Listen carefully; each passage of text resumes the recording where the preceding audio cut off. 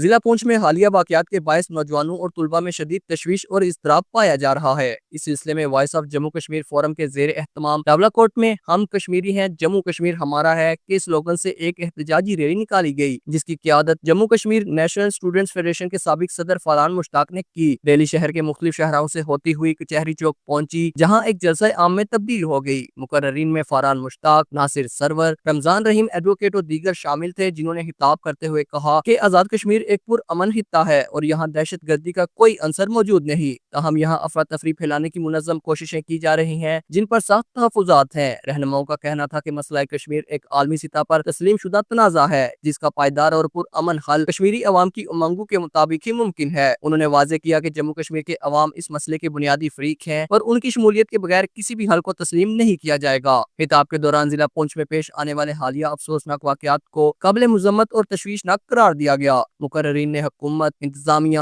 سیاسی اور سماجی قیادت سے مطالبہ کیا ہے کہ وہ فوری طور پر سنجیدگی سے معاملے کو حل کریں تاکہ مزید کسی نوجوان، پولیس اہلکار اور شہری کی جان ضائع نہ ہو اور نہ ہی کوئی ماں اپنی گود اجڑتے دیکھے۔ ریلی کے منتظمین نے مطالبہ کیا کہ نوجوانوں اور طلباء کو مکمل تحفظ فراہم کیا جائے تاکہ وہ پرامن ماحول میں اپنی تعلیم اور زندگی جاری رکھ سکیں۔ خورشید بیگ، JK نیوز، ڈاولا کوٹ۔